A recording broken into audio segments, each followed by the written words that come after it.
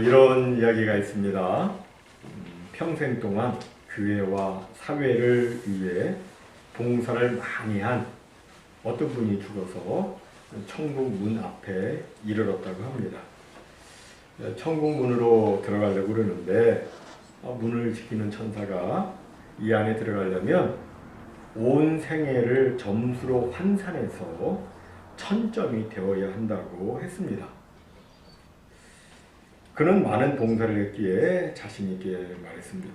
저는 30년간 선교 기관의 임원으로 열심히 했습니다. 그랬더니 겨우 1점이라고 했습니다. 아니, 그렇게 일했는데 1점이에요. 영원한 천국에 비하면 30년은 그 1점도 안 되는데 많이 쳐들은 겁니다. 갑자기 당황이 되었습니다. 잠시 후 그는 저는 아내와 결혼하고 40년간 정말 성실하게 살면서 한 번도 한눈 안 팔고 한 번도 젊은 여자의 눈길 안 주고 바람 한 번 안 피고 제가 자녀들을 훌륭히 키웠습니다. 라고 했더니 2점이라고 했습니다. 서서히 진땀이 나기 시작했습니다. 이제 떨리는 마음으로 저는 지난 60여 년 동안 교회를 한 번도 빠지지 않았습니다. 라고 했더니 그것도 1점이라고 했습니다.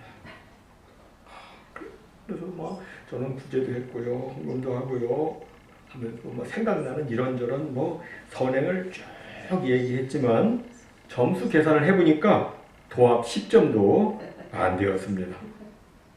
더 이상 할 말이 없었습니다.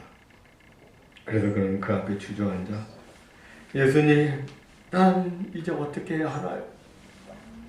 전 천국에 꼭 들어가야 되는데 주여 제발 이 죄인을 용서해 주세요. 저를 구원할 이는 오직 예수님밖에 없으니 주 예수여 저를 도와주세요 라고 부르짖었습니다. 그랬더니 천사가 드디어 1000점을 받으셨군요. 축하합니다. 이젠 들어가도 좋습니다. 라고 했다고 합니다. 지어낸 이야기이지만 구원은 오직 예수로만 받는다는 것을 잘 보여준 비유라고 생각됩니다. 영원한 하늘나라에 들어가는 것은 오직 예수 그리스도를 통해서입니다. 그런데 하늘나라는 이렇게 내세에 가는 하늘나라, 이 내세 천국만 있는 것이 아니라 이 땅에서도 이루어지는 현세 천국도 있습니다. 이 현세 천국을 예수님 당시의 사람들은 제대로 이해를 하지 못했습니다. 영원한 그 하늘나라 장수적 개념으로서의 그 천국, 하나님의 나라를 생각했지 현세 이루어지는 그 하나님의 나라에 대해서는 잘 이해를 못했어요. 그래서 예수님께서는 여러 일상적인 비유를 통해서 하나님의 나라가 현재 이 땅에서 어떻게 이루어지는지를 말씀해 주셨습니다. 그 첫 시간으로 우리는 지난주에 씨 뿌리는 비유를 통해서 살펴보았죠. 씨 뿌리는 비유에서 어떻게 하나님의 나라가 이루어졌습니까? 착하고 좋은 마음으로 하나님의 말씀을 받아들일 때 하나님의 나라가 이루어진다라고 말씀했어요. 길가와 같이 굳은 마음, 돌짝밭과 같은 마음, 가시밭과 같은 마음에는 하나님의 나라가 이루어지질 않습니다.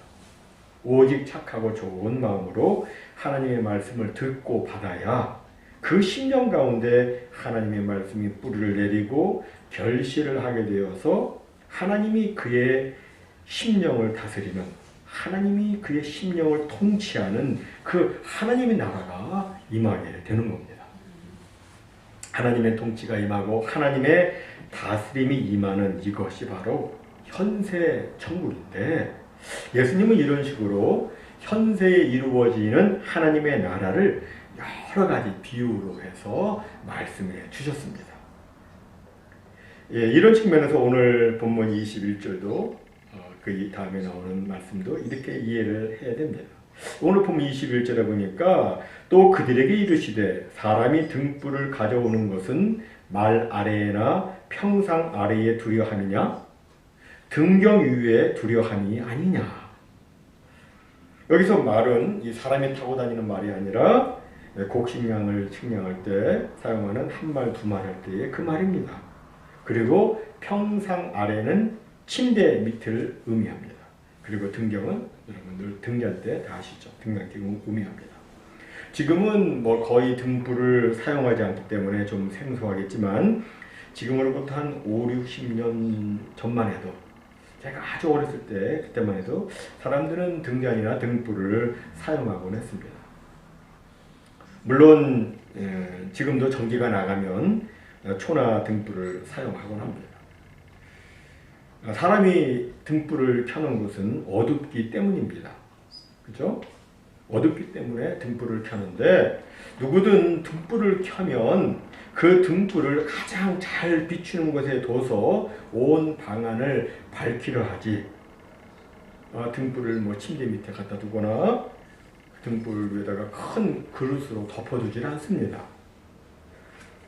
그럼 도대체 예수님의 이 비유는 무엇을 의미하는 말씀일까요? 여기서 등불은 예수님을 의미합니다. 예수님을 등불로 비유한 것은 이 세상이 어둡기 때문입니다.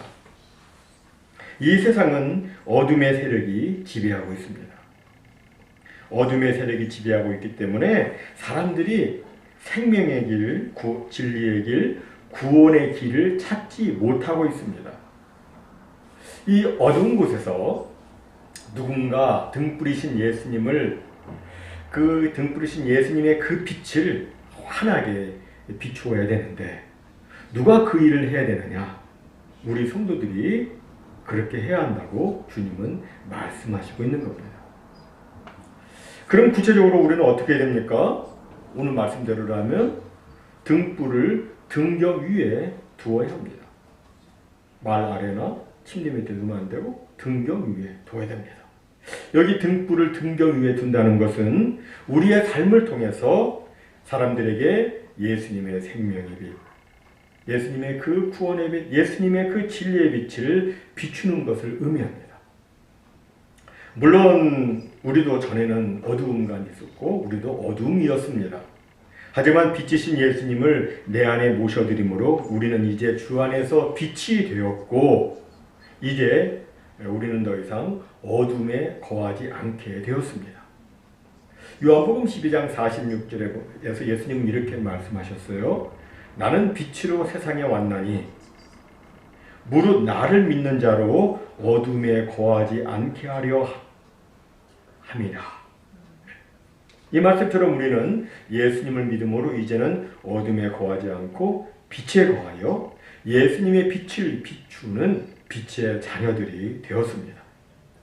빛의 자녀들이 되었으니까 우리는 당연히 빛의 자녀들로서 모든 착함과 의로움과 진실함으로 살아야 합니다. 사람들이 아주 못되게 나쁘게 살아도 악하게 굴어도 우리는 착하게 살아야 됩니다. 사람들이 막 불의를 행해도 우리는 의롭게 살아야 됩니다. 사람들이 거짓을 행해도 우리는 진실함으로 살아야 합니다.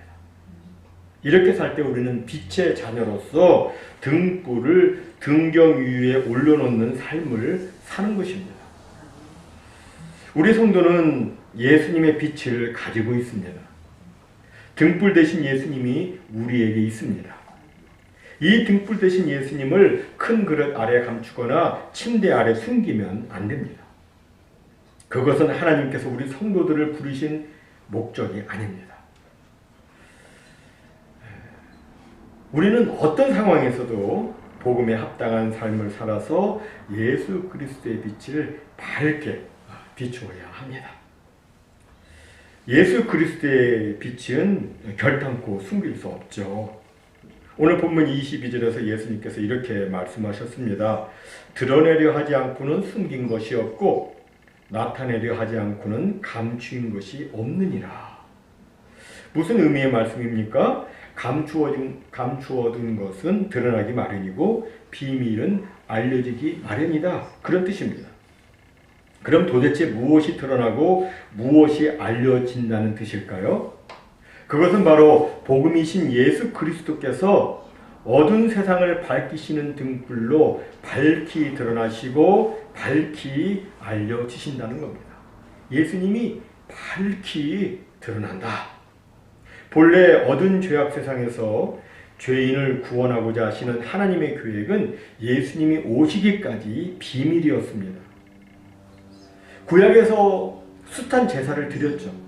구약 성도들이 숱한 제사를 드렸고 또 하나님의 아들 메시아에 대한 예언을 많은 선지자들을 통해서 정말 무수히 들었지만 당시 사람들은 도대체 그것이 무엇을 의미하는지 도대체 그 메시아가 누구인지를 명확하게 알지를 못했습니다. 구약의 다윗 왕도 이사야 선지자도 하나님의 감동을 받아가지고 이 메시아에 대해서 예언을 했지만 예수 그리스도를 분명히 알지는 못했습니다. 이것은 예수님의 제자들도 마찬가지였어요. 그들은 예수님과 함께 생활하고 예수님의 가르침을 직접 받았지만 예수님께서 십자가 고난을 당하시고 부활하시기까지 그들은 하나님의 구원 계획을 전혀 알지 못했습니다. 그것은 에베소서 1장 9절의 말씀처럼 하나님의 비밀이었습니다. 비밀이었어요. 하지만 하나님께서는 그 뜻의 비밀을 우리에게 알리셨다고 말씀해요. 감추어진 것, 숨겨진 그것이 다 나타나고 드러나도록 하신 거예요. 즉 하나님께서는 당신의 모든 구원 계획을 예수 그리스도의 십자가와 부활을 통해서 우리 성도들에게 밝히 알려주신 겁니다. 즉 예수님께서는 아직까지는 예수님이 그 말씀을 하시기까지는 자신이 세상을 구원하는 하나님의 아들임이 비밀로 감추어져 있지만 그때까지는 비밀로 감추어져 있지만 이제 곧 방 안에 불을 환히 밝혀 어둠에 갇혀있는 것들을 밝히 드러내듯이 예수님이 바로 구원과 생명의 밝은 등불임을 분명하게 드러나게 되신다. 그런 말씀입니다. 여러분 하나님의 구원 계획은 숨겨진 것 같고 감추인 것 같지만 결국에는 예수님을 통해서 분명하게 다 드러나게 되는 겁니다. 예수님의 드러남은 희미하거나 모호하지 않습니다.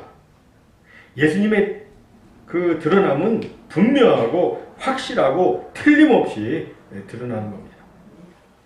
그렇다면 정말 분명하고 확실하고 틀림이 없으니까 그러면 우리는 어떻게 해야 됩니까? 그러면 당연히 빛이신 예수님을 받아들여야 됩니다. 분명하고 확실하고 틀림없으니까 빛이신 예수님을 받아들여야 됩니다. 이에 대해서 예수님은 이렇게 말씀하십니다. 들을 귀 있는 자는 들으라.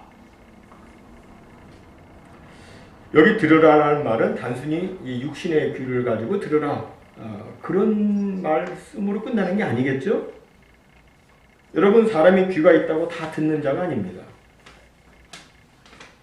마음으로 깨닫고 받아들이는 사람이 진짜 들을 귀 있는 자입니다.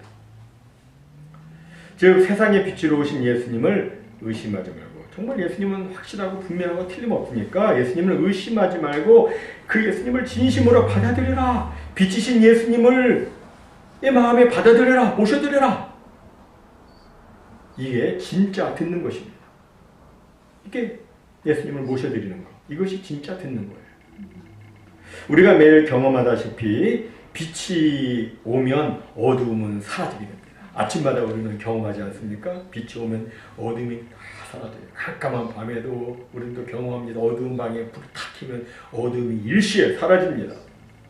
마찬가지로 빛이신 예수님을 받아들이면 어두움의 사상, 어두움의 지식, 어두움의 도덕, 어두움의 문화가 다 달아나게 됩니다.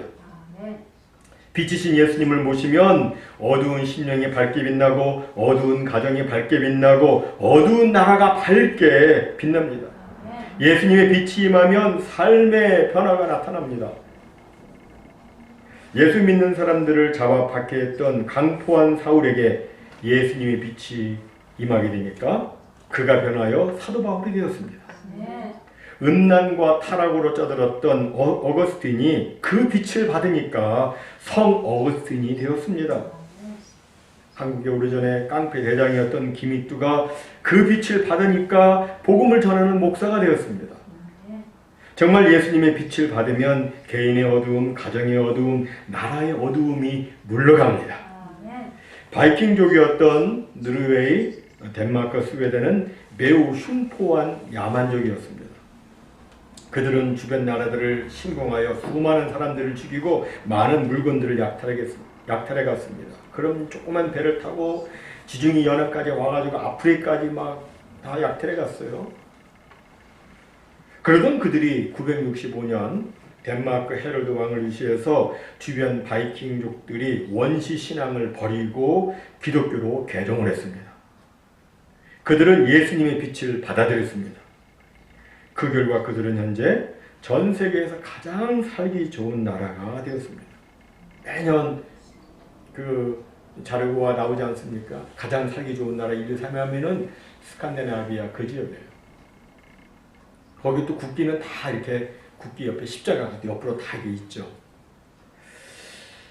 가장 살기 좋은 나라가 되었어요. 자료에 의하면 1953년부터 2008년 사이 스칸디나비아 3국이 한국인을 입양한 숫자는 약 24,300여 명 정도가 되고 스칸디나비아계 미국 사람들이 입양한 한국인은 2만여 명으로 합계 44,300명으로 집계되고 있습니다. 이들의 조상들은 본래 남의 것을 약탈하고 빼앗는 해적들인데 그들이 완전히 바뀐 것입니다. 부정직한 사람에서 정직한 사람으로 다른 사람의 생명을 해하던 사람들이 사람의 생명을 존중하고 서로를 존중하는 사람으로 남의 것을 빼앗던 사람들이 가난한 나라에 버림받은 아이들을 양자로 입양하는 정말 멋있는 사람들, 정말 멋있는 나라로 바뀐 것입니다. 어떻게 해서 그렇게 되었습니까? 빛이신 예수님을 받아들이기 때문에. 이러보면 예수님을 어떻게 받아들이냐에 따라 받아들이는 사람의 인생, 받아들이는 나라의 그 앞으로의 장래가 다 달라지는 것을 우리는 알 수 있습니다. 정말 우리 사람들에게 중요한 것은 복음을 수용하는 자세입니다. 들을 귀 있어서 주님의 말씀을 잘 들으면 놀라운 변화의 역사를 경험하게 되지만 주님 말씀 듣기를 거부하면 그에게는 아무런 변화도 나타나지 않습니다. 이것을 다시 예수님께서는 본문 24절에서 이렇게 말씀하십니다. 또 이르시되 너희가 무엇을 듣는가 스스로 삼가라. 너희의 헤아리는 그 헤아림으로 너희가 헤아림을 받을 것이며 더 받으리니. 무슨 말씀입니까? 주님의 말씀을 들을 때에는 스스로 삼가 그 말씀을 새겨 들어야 한다는 겁니다. 주의 말씀을 들을 때는 아주 좁은 마음으로 헤아리는 시각으로 비판적 시각으로 들을 것이 아니라 넓은 마음으로 주의 깊고 사려 깊고 똑바로 들어야 한다는 겁니다. 그래야 더 받을 수 있다. 하지만 좁은 마음으로 듣게 되면 그 있는 것까지 빼앗기게 된다고 말씀합니다. 여러분이 어떤 사람에게 후하게 벽박을 되어주면 어떻게 됩니까? 그러면 그만큼 후한 대접을 받게 됩니다. 호의를 받게 되고 존중을 받게 되고 그리고 또 더 많이 받게 됩니다. 왜냐하면 우리가 선대해서 후히 주었을 때 우리 하나님은 어떻게 하세요? 후히 되어 누르고 흔들어 넘치도록 우리에게 안겨주시기 때문입니다. 우리에게 주라고 그러셨어요. 그러면 나는 너한테 후히 되어 누르고 흔들어 넘치도록 주신다. 일천 번제를 솔로몬이 드렸죠. 그리고 나서 이제 하나님이 네가 내게 구하라. 무엇 원하냐? 그러니까 솔로몬이 지혜를 구하지 않습니까? 그런데 하나님은 그에게 지혜뿐만 아니라 장수와 부귀까지 주셨어요. 한나는 수소 3마리로 하나님께 제사를 드리고 아들 하나를 구했지만 하나님은 그에게 사무엘을 주셨을 뿐만 아니라 3아들과 2딸을 더 주셨고 사무엘을 민족의 지도자로 만들어 주셨습니다. 하나님은 항상 우리가 하나님을 존귀 여기고 넓은 마음으로 주의 말씀을 대하면 우리에게 복의 복을 더하시고 그 이상으로 갚아주십니다. 하지만 우리가 좁은 마음으로 하나님의 말씀 받아들이지 않고 거절하면 그 있는 것까지 빼앗기게 됩니다. 오늘 본문 25절은 말씀합니다. 있는 자는 받을 것이요 없는 자는 그 있는 것까지도 빼앗기리라. 있는 자는 받고 없는 자는 있는 것까지 빼앗긴다. 이 말씀은 얼른 생각할 때 쉽게 이해가 되지 않습니다. 하지만 이 말씀은 우리 인간사의 모든 영역에서 나타나고 있습니다. 지식을 예로 들자면 많이 아는 사람은요, 조금 아는 사람보다 이해의 폭이 훨씬 넓습니다. 무엇을 들었을 때 더 많이 이해할 수 있고 자신의 또 아는 것을 아주 폭넓게 사용할 수 있습니다.